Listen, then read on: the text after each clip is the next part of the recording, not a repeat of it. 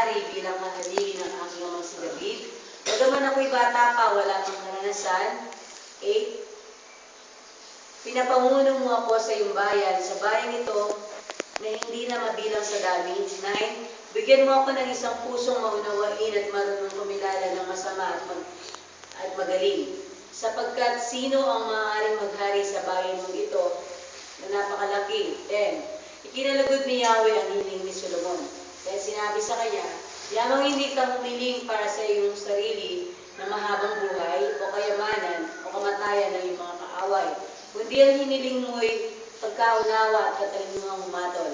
12. Pinagkakalog ko sa iyo ang hiling mo. Bibigyan kita ng karunungan na walang kapantay, maging sa mga nauna, maging sa mga susunod pa sa iyo. 13. At bibigyan pa kita ng mga bagay na hindi mo hinihingi, kayamanan at karangalan na di mapapantayan ng sino mang hari sa tanang buhay mo. 14. At kung mamuhay ka ayon sa kalooban ko, kung susundin mo ang aking mga batas at mga utos, tulad ng ginawa ng iyong amang si David, pagkakalooban kita ng mahabang buhay. 15. Nagising si Solomon at noon niya nabatid na siya kinausap ni Yahweh sa panaginip. Pagbalik niya sa Jerusalem, pumunta siya sa harap ng kabanatipan ni Yahweh at nag-alay ng handog na susunugin at mga handog para sa kapayapaan. Naghanda rin siya ng isang piging para sa kanyang mga tauhan. Pinagpala po ng Diyos ang kanya pong banal at makapangyarihang salita. Makikita po natin dito po yung subtitle po nakalagay dyan na yung karunungan po ni Solomon. Dito po, pag magkaroon po muna tayo ng background, si Solomon po ay kakatanghal pa lang po na bagong hari. Siya po ang napili, bagamat po ang ating pong aralin ito mula po sa chapter 1, makikita po natin na meron na po talagang gustong maghari ang kanya pong kapatid. Ano po pangalan ng kapatid niya po dyan na gusto pong maghari-harian? Bagamat hindi pa po naluklok, si Haring David ay matanda na, pero ito po kanyang kapatid ay gusto pong siya pong maghari. Si Solomon po ay bata pa po dito. Wala po tayong, bagamat pinangakuan na po na siya ay magiging hari, pinangakuan na po ang kanyang ina, pero makikita po natin dito, siya po ay, wala po tayong makikita na interest na gusto niya maghari. Dahil pa po siguro siya po ay bata pa. Pero dito po, katulad po ng kanyang sinabi sa 7, kasi bago po mangyari po ito, siya po ay nanaginip at kinausap po siya ng Diyos. Tinanong po siya ng Diyos kung ano po ang kanyang naisilingin po sa kanya. Sapagkat nakakuha po siya ng pabor dahil po ang kanyang amang si David ay naglingkod po ng tapat. Bagamat may pagkakamali, nagkasala, pero nakita po natin nagbalik loob si Haring David. Kaya naman po yung pangako po ng Diyos kay Haring David, hindi niya po kinalimutan yun. Hanggang kay Haring Solomon po, na kanyang anak, ay nandun pa rin po ang pabor na binibigay ng Diyos. So makikita po natin dito, hindi po hayaan ng Diyos na kung tayo po ay tinawag bilang kung katulad po sa nangyayari po ngayon, meron po tayong mga G12, self-group leader, hindi po hayaan ng Diyos na iluklok ka dyan na hindi ka niya tuturuan at hindi niya alam ng Diyos kung bakit kanya pinili sapagkat pinagkakatiwalaan ka ng Diyos. Alam niyo po ba, sabi nga, madalas po natin marinig sa mga nagtuturo po, napakapalad po natin sapagkat marami pong tao sa mundo nito bakit tayo po yung napili para pagkatiwalaan ng Diyos. Ang dami-dami po ng tao sa mundo nito. Mapalad po tayo kapag pinagkatiwalaan po tayo ng Diyos na magamit niya po. Ang nais lamang po ng Diyos kapag sinabi ng Diyos, kapag itinalaga po tayo, nariyan po ang pastor natin para po gamitin po tayo, binibigyan po tayo ng pinagkakatiwalaan niya po tayo. For example, ginawa po tayo yung self-group leader. Huwag po tayo matatakot. Po natin isipin na wala po tayong kakayanan, hindi po nakapag-aral, hindi po tumitingin ng Diyos sa kung ano po yung pinag-aralan natin, patalino natin. Tumitingin po sa Diyos sa pusong handa pong sumunod sa Kanya. Mas na tayo po ay nakahanda pong sumunod sa Diyos, hindi po tayo pababayaan ng Diyos. Hindi po ba tayo muna tayo po nung nagsisimula po tayo maglingkod sa Diyos? Nung una, kung manalangin po tayo, parang yung panalangin natin, parang paulit-ulit. O, bisa hindi po tayo marunong manalangin. Ganun po talaga, wala pong magaling sa una. Lahat ng bagay po ay natututunan. Pero, inaalaw po ng Diyos na maranasan natin na makita natin na mayroong kulang sa atin sapagkat siya po ang magpupunan ng lahat ng bagay. Makita po natin ang pabor dito na binigay po ng Diyos Diyos kay Solomon, bagaman siya'y bata pa. Siyempre, pag ikaw ay bata pa, luluklok ka ng hari, hindi po basta-basta maging hari po ng Israel. Napakalaking bansa, pinagkakaguluhan. Kung ating po titingnan, hindi niya po kayang pamahalahan po ito. Pero sa biyaya po ng Diyos, kapag pinangako at pinili ka ng Diyos, hindi ka pababayaan. Kahit na gano'n pa kalaking bansa ang hahawakan mo, pag ang karunungan ng Diyos ang nasa sa iyo, walang pwede gumalaw sa iyo o hindi pwedeng hindi ka magtagumpay kapag kasama mo ang Diyos. Ang kita po natin dito, si Haring Solomon po ay nung maghari po siya sa bansang Israel, nakita po natin ano po bang binigay ng Diyos sa kanya. Sabi niya po dito sa verse 9, bigyan mo ako ng isang pusong maunawain at marunong kumilala ng masama at magaling, sapagkat sino ang maaaring maghari sa bayan mong napakalaki. Kung ating po titignan, sa ating po pag tinatanong po tayo, maaaring pag tinatanong, ano ba, nanonood po tayo ng TV sa mga fairy tales po, makikita natin.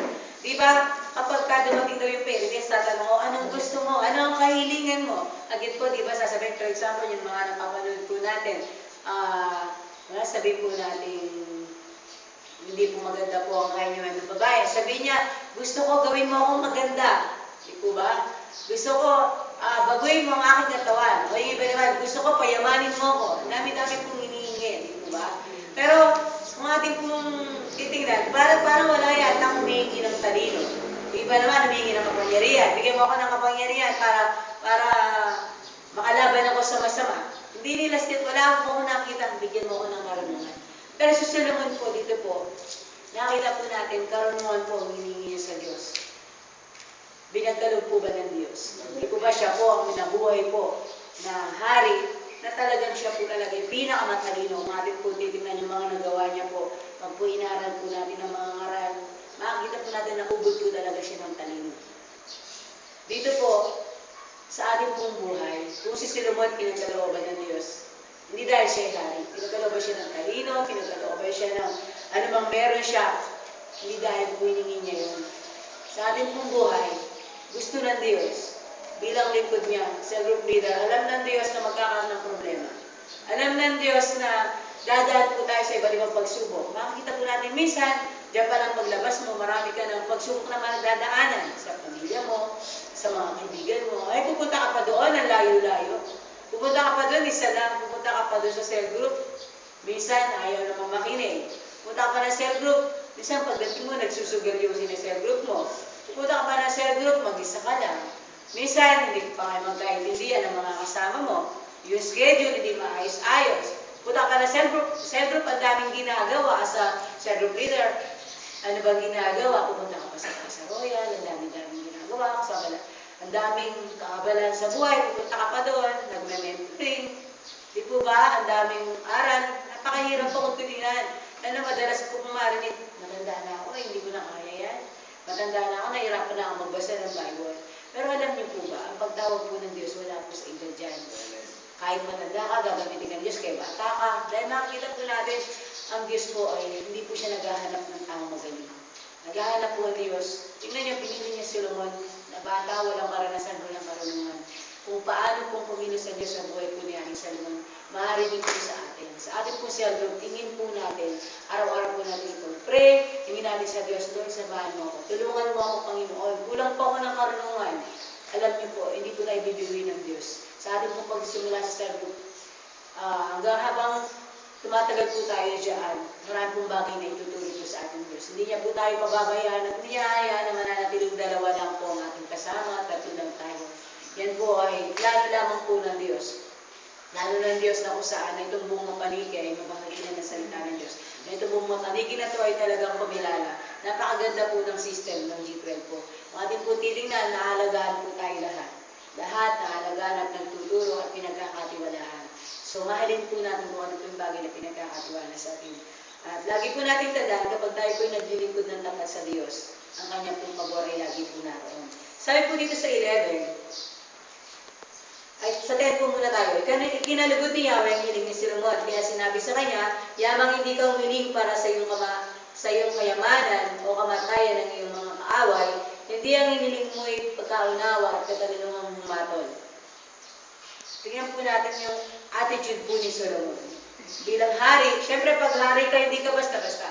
O ikaw ay nalungkot ng hari, sabihin mo kung anong gusto mo. Sa harapan ng tao, ito ang pinakamakapangyarihan kapag ikaw ay hari. Pero dito po makikita po natin, bagaman si Solomon ay hindi pa po ganun kalalim ang pananampalataya niya sa Diyos. Hindi niya pa ganun po kakilala si ang Diyos sa kanyang buhay. Pero kung makikita po natin, ang ihiling niya po dito, hindi po nga po karangalan o hindi po kayamanan. Pwede niya sabihin, Lord, sabihin mo sa maraming tao, sila'y sumunod sa akin kasi bata pa ako, hindi ko kaya pamunuan. Ang bansang Israel, hindi ko sila kaya. Pero makikita po natin dito yung isang attitude po ni Solomon na siya po ay humingi po ng karunungan. Tinanggap niya sa sarili niya na kulang ang kanyang kaalaman. Bagamat siya'y nalulok na hari, makikita po natin hindi po siya nagmalaki sa harapan ng Diyos. Kaya nga po, makikita po natin dito sabi po sa prayer, ipinagkakaloob ko sa iyo ang inihiling mo. Ibigyan kita ng karunungan at walang kapantay maging sa mga naunang maging sa mga susunod pa sa iyo. 13, at bibigyan pa kita ng mga bagay na hindi mo hinihingi, kayamanan at karangalan na di mapapantayan ng sinumang hari sa kanang buhay mo. Alam niyo po ba kapag po tayo naglilingkod ng tapat sa Diyos, yung mga bagay na hindi po natin hinihingi, pinagkakaloob niyan. Aralin po natin yung ating mga sarili ng klase. Mula po tayo sa paglilingkod sa Diyos, ganyan na po ba tayo? Paano po manalangin? Matinding manalangin? Tingnan po natin ang ating mga sarili. Dati-dati di po ba nahihiya tayong umarap sa tao? Dati-dati, ayun po ay maraming kakulangan, mga kainahan.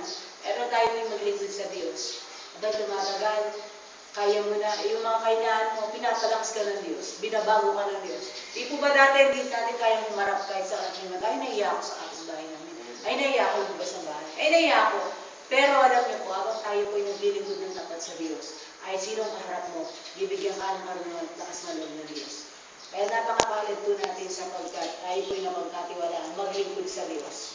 Dahil hindi po basta-basta tumatawag ng Diyos lang. Kung tutusin po, kung titignan po, dami-dami po ng tao dito sa mapanikid po ba? Pero tayo po ay mapalad sapagkat pinagkatiwalaan tayo ng Diyos. Bagamat minsan pinagtatawanan, pero sa harapan po ng Diyos. Kahit ganyan po pagtingin sa atin ng mga tao na sa paligid po natin, malaki po. At tayo po ay napakalaki po ng pagkatawag at pagtingin po ng Diyos sa atin. Alam niyo po ba, ang Diyos po ay naghihintay po parati. Kung wala pong karunungan meron po si Ari Solomon, pwede rin po ipagkaloob sa atin. Hindi po tayo pababayaan ng Diyos na tinawag tayo servant leader o tinawag tayo lingkod niya sa kanyang iglesia ng ganun-ganun na naman po. Marami pong bagay na pwede pong ipagkaloob sa atin ng Diyos. Kung ating po titignan Diyos sa 15, si Solomon po ay nanaginip lamang po. Hinausap ng Diyos. Alam niyo po, tayo po mga lingkod ng Diyos, marami pong kalooban Diyos na gusto pong siya po ay mangusap. Sa panaginip po nangungusap po ang Diyos sa atin. Kaya po pagkakataon na nagpapakita po sa atin ng Diyos, baka minsan po naghihintay po tayo na ang tagal ko nang humihingi ng karunungan sa Diyos, ang tagal ko nang gusto mag-servant leader, ba't hanggang ngayon hindi pa rin ako nag-servant leader? Maaari po siguro, alam niyo po, ang paggalaw po kasi ng Diyos, nakadepende po sa ating mga puso, sa motibo ng ating puso. At pangalawa, sabi nga po, humingi daw po tayo. Sabi po sa Matthew 7:7, humingi daw po tayo po ay bibigyan. Maaari po minsan, kasi pag humihingi po tayo, hindi po specific, narinig po sa turo po ni Pastor Ed Lapis. Pag daw nananalahin ka, hindi lang daw po ganito sasabi mo, Lord, ipagkaloob mo po ang aking mga pangangailangan. Dapat specific, syempre, ang dami mong kailangan. Kailangan mo ng pang-tuition fee, kailangan mo ng ganito. Sasabihin mo daw na, Lord, kailangan ko ng 15,000 sa araw na to. Kasi may babayaran po ako. Lord, kailangan ko po ng, sabi mo, kailangan ko po ng 100,000 sa susunod na linggo. Kailangan ko po ng 100,000 para po sa akin sa sakit. Dapat po specific. Hindi mo pwede sabihin, Lord, samahan mo po ako sa aking gagawin. Ano po ba yung gagawin natin?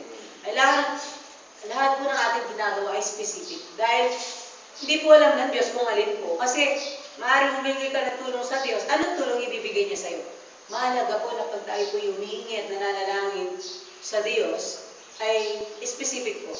Pwede po natin sabihin, Lord, bigyan mo po ako ng karunungan, medyo mahina po ang aming kaalaman pagdating po sa pagbabasa po, nahihirapan ako.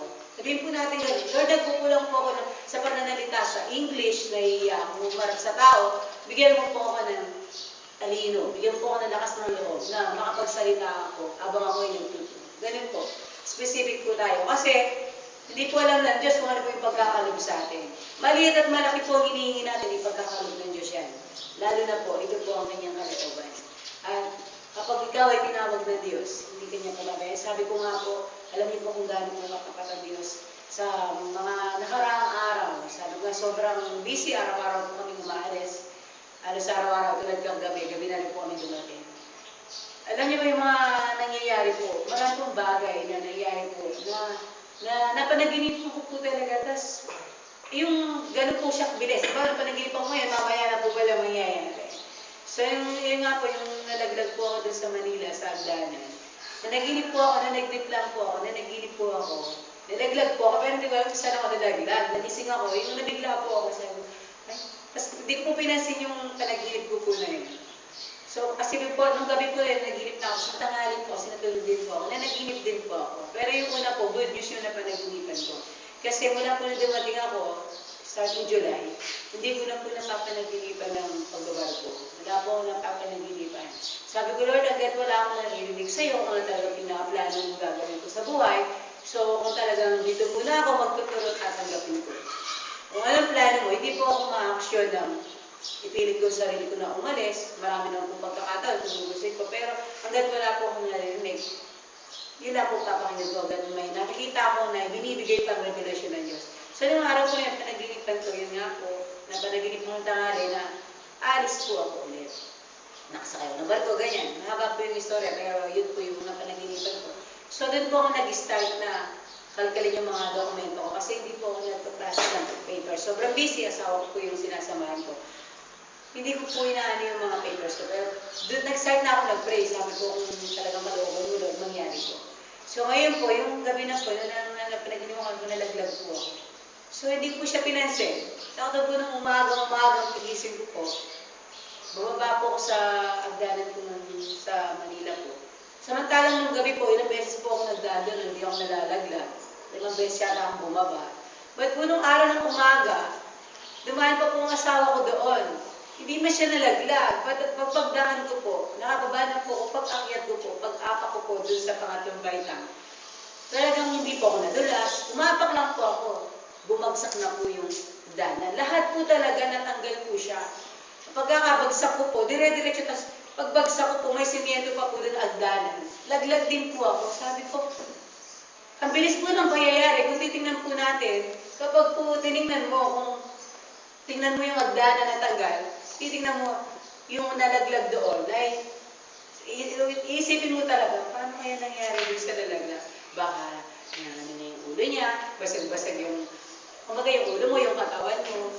Alam niyo po, sabi ko nga, biyaya po ng Diyos. Sabi ko, paano na lang kung hindi ka nananalangin? Paano na lang, alam niyo po, nung araw po na yun, na-realize ko kung bakit nangyari po yun. Sabi ko, sa araw po na yun, ang pag-isip ko, hindi pa po ako nag-pray. Kasi ugali na po namin, araw-araw, pag nagising po kami, nagpe-pray po kami mag-asawa. But that time po, hindi pa po ako nakakapag-pray. Kasi nag-toothbrush pa lang po ako dahil pauwi po kami dito. So, saka po rin at biyaya po ng Diyos. Ako po yung nagagasgas po ng mga nagkapasa. Yung likod ko na ano po siya. Pinahilod ko po, medyo okay na po. Yung pasa po, kagaling na rin. Sabi ko, Lord, salamat. Napakabuti mo. Hindi mo inaaya na kung titingnan mo po kasi magdana, nag-alala po yung mga nakakita po doon sa agdana. Natanggal po talaga siya, wasak po talaga. Sabi ko, biyaya ng Diyos, hindi po tumama ang ulo ko dahil pader po yung babagsakan ko. Bumagsak po ako sa mga pader at pader po talaga ang aking babagsakan. Hindi po na yung likod ko. Kumbaga yung mga tuhod ko lang po tsaka yung kamay ko, yung likod ko, hindi po delikado po nangyari. So sabi ko, Lord, salamat. Ang demonyo po talaga yung maraming ginagawa. Na para, kasi bago po mangyari yun, meron pa po revelation na nangyari. So, ang in-expect po sa akin ng Lord, ang time na yun, naglalakad po kami, sabi, ang demonyo po ay lagi po naririyan. Lahat po ng pakanaya, lahat ng kasinungalingan, lahat ng bagay gagawin para ikaw ay matrap, para ikaw ay tumigil. Pero, salamat po sa Diyos, marami po siyang bagay na nire-reveal. Makapangyarihan po ang Diyos na ating pinaglilingkuran. Sa bawat pagkakataon na umusap po ang ating Diyos, sabi ko, Lord, salamat. Dahil yung pong pangyayari po kay Pastor, mula pa po nung nangyayari po yung kay Pastor, marami na pong bagay na tinuturo po ang Diyos. Marami po siyang pinapakita na ang demonyo po talaga ay lagi po nakaabang. Hinihintay po tayo, hinihintay tayo masila. Ang gusto niya po talaga wasakin, ano yung po ng demonyo ang ating buhay. Talagang, kasi nung before pa po nangyari yung kay Pastor, nakita ko po sa Facebook, ipinost po ni Pastor Jubinar, na kung ano po yung nangyayari po sa mga pastor. Sa kakulangan po ng pananalangin ng bawat miyembro, may pastor na nagbabackslide. Nilagyan po porsyento po doon kung ano po nangyayari sa mga pastor. Nakalagay po doon, merong pastor na nanlamig na, tumalikod na sa paglilingkod. Ang dami po nakalagay doon. Ang nakalagay po doon, kailangan po ng pananalangin po natin para po sa ating pastor. So, kung ating pong titingnan, sabi po rin ni Angelica Zambrano, sabihin mo sa mga pastor, sabi niya, sabi ng Diyos sa kanya, kasi nag-uusap, sabihin mo sa mga pastor, ang kanilang mga buhay ay wawasakin ko. Kumbaga, yung po sila number 1 talagang gustong patayin ng demonyo. Pero kahit po nang gawin ng demonyo, hindi po siya magwawagi sapagkat ang Diyos po natin ay makapangyarihan po sa lahat. Sapagkat nung bago po nangyari na po yung kay Pastor, dito po lang tayo po yung nag-worship. Nakakita po ako ng, kinukwento ko po kasi sa asawa na po nung nakikita kong pangyayari. Nakakita po habang nag-worship, nag-class po na, babae po siya na nakaitim po, natawa po ng tawa, tumatawa po siya, sabi ko, ang demonyo tuwan-tuwa sa pangyayari, sabi ko, kumanda ka, sabi ko. Kumbaga, yung lahat po na ginagawa ng demonyo. Tapos, ilang araw po, nangyari po sa akin pagka-aksidente, pero bago po nangyari yun, meron na po revelation na Lord na nangyari po sa amin. Na-aksidente din po kami, pero alam niyo hindi naman kami sumemplang, na-aksidente po, 2 beses po nangyari yun, pero wala pong nangyari, wala sugat, hindi natumbang mo yun. So nakita ko po talaga may ginagawa ang demonyo. Kaya sabi ko nga, makapangyarihan po ang Diyos. Hindi pababayaan ng Diyos ng kanyang mga anak na naglilingkod at nananampalataya. Sabi po ng asawa ko, ikaw kasi tuwing magpipray tayo, laging sinasabi, pinapalayas mo ang demonyo, ano mga sinasabi mo, yan tuloy. Sabi ko, alam mo, kung hindi natin wawasakin ang gawa ng demonyo, tayong wawasakin yan. Kung hindi mo winawasak ang demonyo, ikaw ang wawasakin yan. Kaya nga siya galit na galit sa iyo eh. Dahil winawasak mo ang kanyang gawa. Sa pagising mo pa lang po talaga ng umaga, kailangan meron kang protection. Eh kung hindi ka nag-pray, walang protection po ang Diyos. Eh dapat po, ugaliin po natin, napakaganda po na lagi po tayong nananalangin. Maraming bagay na ituturo po sa atin ng Diyos. Kaya nga po, kung paano po si Solomon ay iningatan ng Diyos, hindi po ganun kadaling maging hari. Sa paglilingkod po natin sa Diyos, hindi po ganun kadali ang maglingkod. Pero sabi po paglilingkod, tutulungan po tayo ng Diyos. Yung mga bagay na mangyayari po sa mundo ito, na nangyayari sa iyo, na nangyayari sa pamilya, na nangyayari sa lahat ng bagay, ipapaunawa po ng Diyos yan. Minsan sabi po ng asawa, pag nag-uusap po kami, sabi niya, namamangangako din sa mga bagay na nakagito mo. Sabi ko, hindi ka naniniwala. Sabi ko, hindi, sabi niya, namamangangako na nangyayari yun, sabi niya yun. Sabi ko, purihin ng Diyos, sa karamalan at purihan po ng Diyos. Kung mangusap po ang Diyos ay, lalo na lang po sabi nga, salamat sa Diyos. Sa lahat ng bagay na nangyari po ay, tunay nga po ang Diyos po ay may tinutulong. Salamat po sa Diyos sa lahat ng bagay, sa katapatan. Sabi nga, sa kabila po ng aming kaagalan sa buhay, sa araw-araw mga po'y lumalakad, nakikita po namin ang Diyos ay tapat. Pag tayo po'y naglinig po sa Diyos, hindi niya po tayo pababayaan. Ang bagay lamang po na tinuturo sa amin Diyos, lalo pa po tayong kumapit, lalo pa po tayong manalangin, habang tayo po ay naglilingkod at gumagawa po sa kanyang ubasan, sa ginagawa po ng Diyos sa kasalukuyan. Ganda po natin ang ating mga sarili at lagi po tayong lumapit sa Diyos sapagkat hindi po tayo pababayaan ng Diyos. Kahit ano po mga hadlang na gawin ng demonyo, hindi mapipigilan ang paggalaw ng Diyos. Maging matapang po tayo. Bilang po mga tinawag na lingkod ng Diyos, pinili ng Diyos. Hindi po tayo pababayaan ng Diyos, ilubmok ng demonyo. Kung tayo po ay meron tapat na puso na naglilingkod at alam ng Diyos ang ating motibo sa paglilingkod, hindi po tayo pababayaan sa panaginip, sa mga ginagawa natin, mangungusap po ang Diyos. Sabi ko nga, kamangha-mangha po ang bagay na pinapakita ng Diyos. Sabi ko nga, Lord, hindi po ako worthy. Hindi po ako karapat-dapat sa bagay na pinapakita mo. Pero salamat. Sa kabila ng aking kabalaan, hindi ka tumitigil magsalita. Sa maraming bagay, nagtuturo ka. Sabi ko nga, Lord, salamat sa pagpapala, sa imbala, sa maraming bagay na ginawa mo sa aming buhay. Nakita po namin yung tagumpay na ginawa po ng Diyos. Kaya marapat po parangalan ng Diyos at ang lagi po natin gawin, huwag po tayo tumigil manalangin. Sapagkat ang demonyo ay laging may ginagawa. Pero makapangyarihan po ang Diyos. Hindi po tayo pababayaan Diyos. Sa laban po na ito, hindi po natin kalaban. sa ating pong pagkakahirap, pagkakabili sa ating, hindi po tayo pababayaan ng Diyos. At sabi po ng Diyos, pangako po ng Diyos, din po tayo magtatapos. Pangako po ng Diyos, lalawin po ang ating buhay. Ahaba ang ating buhay. Mga bagay na hindi po natin hinihingi, ipagkakaloob ng Diyos. Kaya sabi ko nga, Lord, sa lahat ng bagay, hindi ka na kulang. Ikaw po ay tapat. Kaya kung naman po ang ating hinihingi, ipagtapat mo natin sa Diyos. Ano man ang ating kalagayan, sabihin natin ang katotohanan sa Diyos. At ang ating po Diyos ay tapat. Sa lahat ng bagay, hindi ka niya pababayaan, hindi ka niya iwanan. Lahat ng pangako ng Diyos, panghawakan po natin sapagkat lahat po ng bagay, pagkakaloob po ng Diyos.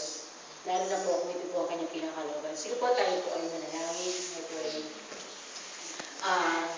magpasalamat po sa Diyos sa lahat ng bagay na ginawa niya sa ating buhay. Sa lahat po, Salamat po, aming Ama. katapatan niya. Sige po, tayo po ay manalangin. Panginoon, salamat sa katapatan niya. Salamat sa lahat ng panahon na ikaw. Mabuti. Salamat.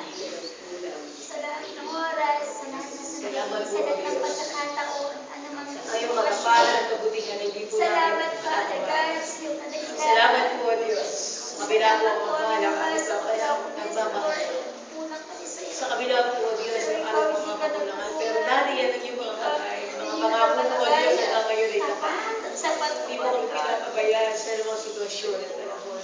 Napakabuti mo, Panginoon. Salamat at biyaya, pinagi po namin karanasan. Salamat sa buhay at lakas, binigay mo sa amin. Wala kang kapatay, wala kang ginagawa at wala kang po pag-ibig. Salamat, aming Salamat po, Diyos, hindi ka bigli sa pagkatawag mo kami naririnig. napakarami namin bagay na pasalamat sa iyo. Hindi nga namin kaya sabihin nila, ate. Salamat sa lahat ng bagay na ginawa mo sa iyo. Pasalamat po kami sa pagtitiwala. Ibuharin po, ipanalangin po ang ating minamahal na bansa at ipanalangin din po natin ang nalalapit po na eleksyon, maging kasayahan na darating ay patuloy na ang Diyos po ang mag-ingat at manguna at bigyan po ng talino ng Diyos ang ating pong mga namiminuno sa ating bansang Pilipinas, lalo na po ang ating presidente. Sige po tayo po. Aming Ama, maraming po salamat. Dinatinan po namin ang aming minamahal na Sa pangunahan po ang ating Father God, bayan, salamat. sa aming presidente, Sa kabila po ng kulang at pagkukulang po ng maraming bayan. pangunahan po ang aming minamahal na bansa. Bigyan mo po ng talino, bigyan mo po ng Lagi mo kami doon. tunay na direksyon, Basta, ang aming maraming presidente, salamat, ang aming mga Ama. lahat ng aming bayan. Yung po siya ng talino, Napakalaking kaligayahan puso sa po bansa siya. Tugal. At Salamat o sa Diyos, iyong magpapasalamat habagat. sa Salamat sa iyong kagandahan mo. Una ka, Salamat po, aming Ama, sa iyong kasapang sa bansa Tugal. Hindi ka nagpapabayad, hindi ka nagkukulang maging sa aming presidente, sa lahat po ng nagkukulang sa bansa ito. Dalawin po namin naman na tulungan mo po sinugal. Para sa inyo maraming katayuan, kayaan para mapagtagumpayan po nila yung tungkulin ay natin po sa kanilang barangay. Magtapat po sila lagi sa iyo.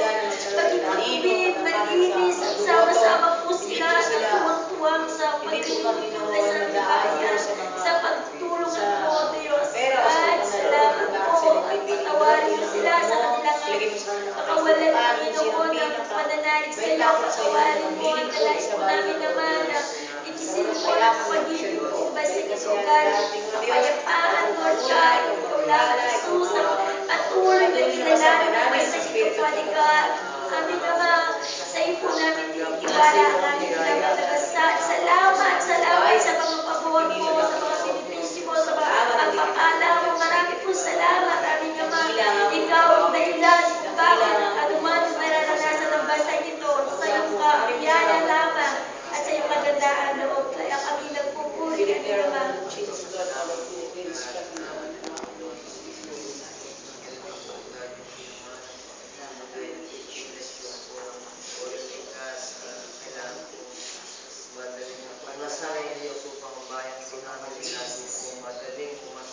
Yes, Father.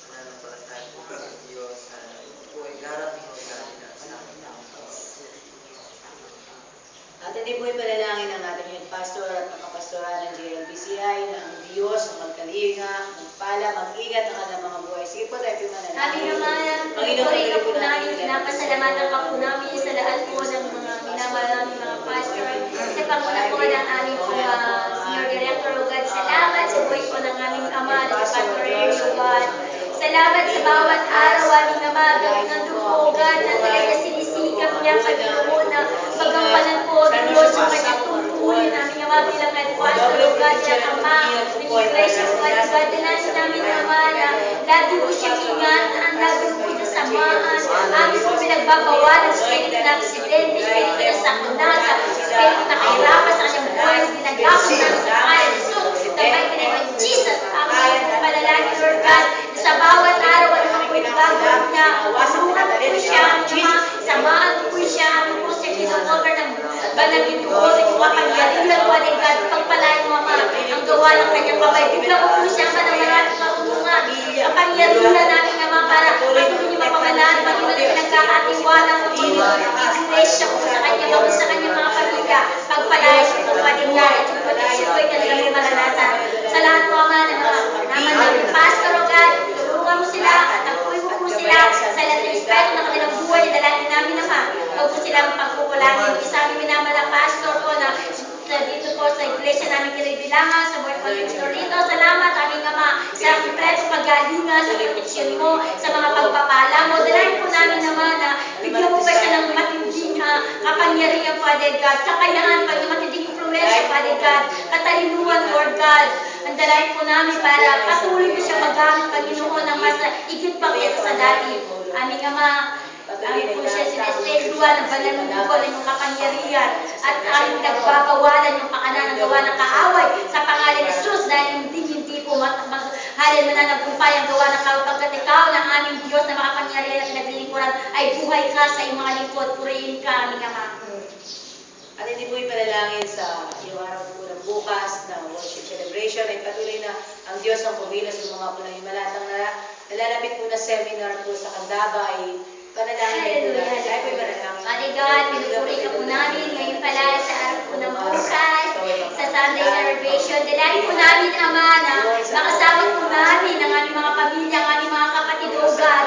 Talaga namin po, Diyos, na andang-anda po yung puso na natin, O God, na pagdaraanan nila yung araw ng bukas sa aming Ama, na hindi po ang mga agaw ng hanap buhay, hindi maagaw, O God, na kaabalahan, gamat papalapis na po, Lord, yung okasyon dito sa aming lugar. Pero nandalangin namin, Father God, na ikaw ang maging priority, yung focus, yung kaseryosoan, yung matinding pagmamahal, O God, sa pagdalas nila sa araw ng bukas, aming Ama.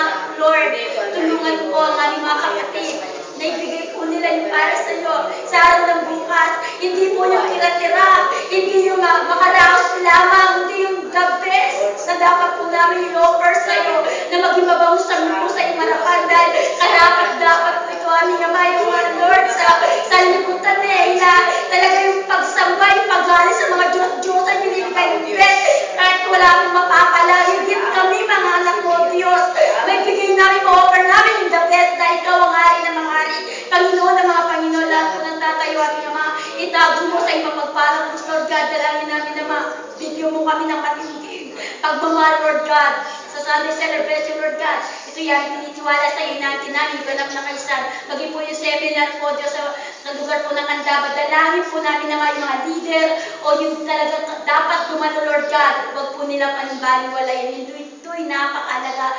Naging po namin, Lord, yung pag-iingat mo, yung paggabay mo, yung pangunguna mo, sa iyong kapangyarihan, ito yan, tinitiwala. At hindi po ilapit sa Diyos yung mga alam po natin na may karamdaman, ano po kalagayan na mga nasa hospital man, maging yung mga nanlalamig sa kanilang pananampalataya, patuloy po natin ilapit sa Diyos. Tayo po naglangin. Hallelujah. Aming Ama, kinikalala po namin, ikaw ang dakila po namin magagamot sa lahat na may karamdaman. Nasa hospital man po sila sa umaga nito, nasa kanilang mga tahanan. Sama sila dako, Lord, salamat po, Ama, hindi maiksiyan yung kamay at ang iyong kapangyarihan sa mandako, Panginoon, ay naroroon, Lord, sa umaga nito. Makabagal po sila, Father God.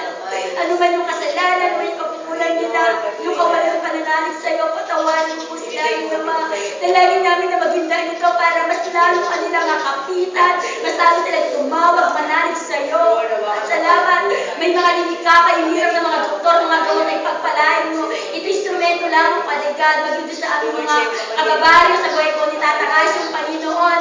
Gamat, Lord, na hinalingan po ng doktor, Father God, maaaring doon sa nakita po karamdaman, sa iyo po namin itinitiwala, ikaw ang nagbigay buhay sa kanya, ikaw na may karapatan. And I pray in Jesus' name na kinilala kanya sarili tagapagligtas, kung ano man siyang oras mamatay, ito'y maging pakinabang, Father God. Salamat po ng marami, Lord, na sa bawat mga nangangailangan financially, Lord God, sa umaga nito na nananampalataya kami na ikinatagpo muna, Father God, na para makalabas po sila sa hospital, Father God. Salamat sa maraming mga taong ginagamit po, Father God. Maging Ama, yung mga nanlalamig sa kanilang spiritual life. Dalahin po namin sa umaga nito, Ama, na kapag mo po sila, Lord God, tulungan mo sila, aming Ama, anuman na gawa na kaaway sa kanilang mga buhay. Ito yan pinag-aprusan, tinatakwin sa pangalan ni Jesus, sa pangalan ni Jesus. Dalahin po namin, Ama, manumbalik po yung first love po nila sa iyo, manumbalik ang init na kanila pananampalataya, ang mabuhay na iwalay kay Kristo ay walang kakwenta-kwentang buhay, Father God. Napakahirap kung mawalay at tago po yung palalamig, aming Ama, kadadalahin namin, Father God. Katapuin mo po at pagutin ng aming mga kapatid. Ang hilingin po namin, Ama, magamit mo rin kami instrumento sa aming mga kapatid na sila ipalakasin, Father God, para patuloy po namin sila makasama na maglingkod sa iyo, God. Aming Ama, sinitiwala po namin kailang buhay kami umaasa at ilay muli namin makakasama. Panalangin din po natin yung pangailangan ng ating pamilya, maging yung araw na ito, na gagawin po natin sa maghapon, ilapit po natin sa Diyos. Ang Diyos na sumamag po sa atin at mag-bless. Aming Ama, salamat po sa araw nito. Dinadalangin po namin, Ama, na ang aming mga pamilya, Father God, kami nananampalataya, nagtitiwala, Lord God, na sila ay aming mga kasama na maglilingkod sa iyo, God. Natulungan mo kami, Panginoon, na huwag kami manghinawa, huwag kami magsawa, huwag kami matakot, na sila agad ay ngayaan, kahit hindi samahan na pupunta nila sa amin. Okay lang yun. Yung mga alaga, Panginoon, sila agad ay aming Panginoon, ay inaaya, Father God, Lord. Naniniwala po kami, Panginoon, na meron kang ginagawa, akala namin kung nasa wala kang ginagawa. Sigurado meron.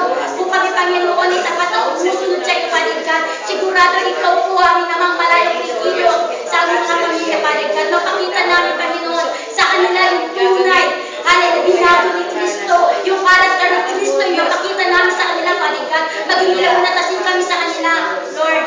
Kami po yung maasong nananampalataya na sila yung mga kasama. Sa maghapon ito, yan yung tinitiwala kami gagawin. Mag-isa aming mga tinatangkilik, purihin ka. Salamat sa iyong kagandahan, Lord. Salamat sa iyong biyaya. Hindi namin may isa-isa aming Ama, yung mga kaloob mo sa amin na pinagkakatiwala mo. Dalangin namin, Father God, na maging mabuti kami katiwala. Ito'y maging kagamit namin sa mga pakinamang na kagaya po ng gaway, Panginoon. Yung mga gamitin mo kami instrumento, Father God, sa iyong mga lingkod. Gamitin mo kami instrumento sa kawang gawa, aming Ama. Lagi namin tandaan sa aming mga buhay, aming Ama, na hindi mo kami binibless para maging makasarili kami. Hindi mo kami binibless para sa amin ang pangailangan. Binibless mo kami dahil ang purpose mo sa amin, hindi mo kami magamit na instrumento, Father God. Bigyan mo kami ng malaking puso. Lalo na sa panahon, Lord God, na malaki yung kinikita namin, maging tapat kami sa iyo. Kung ano may pinagkakatiwala mo sa amin, dalangin namin, Father God, masumpungan mo lagi na tapat kami. Lord, sa araw nito, dalangin po namin yung graduation po ng elementary. Salamat, aming Ama, sa buong taon na sila hiningatan mo, sinamaan mo. Ang araw na ito, Lord God, itinakda mo. Ikaw ang dahilan kung bakit merong graduation. Salamat sa bawat mga magulang na nagsasakripisyo. Salamat sa bawat mga teacher, Father God, talaga nagbibigay ng panahon ng oras. Maaaring kung minsan bilang mga tao ay nagkukulang, pero hindi po dahilan yun para mawala ng respeto ng isang estudyante. Dalangin po namin na tumaas yung respeto ng mga estudyante sa kanilang mga guro. Ang higit na lang sa kanilang mga parents, Lord God, paalagaan at patuloy na pasalamatan sila. Napakarami po mga magulang. Talaga meron po nakikipaglabada, talagang ginagawa yung gabi, ginagawang araw para matustusan po yung pangailangan ng mga anak. Ama, salamat sa mga magulang po namin na walas tao sumusuporta sa kanilang mga anak. Purihin ka, aming Ama, sa araw na ito. Purihin ka, Panginoon, sabay na yung dakilang pangalan. Salamat po, Diyos, pinagpala mo ang araw na ito. Pinagpala mo ang mga buhay. Salamat sa mga bagay na gagawin mo po, Diyos. Sa tagumpay na daladala namin sapagkat ikaw ang kasama namin saan man kami pumunta, O Diyos. Sa mag-apo na ito, magsasembro pagpapalay mo ang aming buhay, pagpapalay mo ang mga dadatnan po namin, O Diyos. Salamat sa bagay na gagawin mo po, Panginoon. Salamat sa bukas na karangalan. Purihin ka, O Diyos, marapat na ibalik sa iyong malagang kapurihan. Salamat, pagsamba at lahat po ng karangalan at kapurihan sa iyo po nararapat, O Diyos. Ito po ang aming panalangin sa pangalan ni Jesus.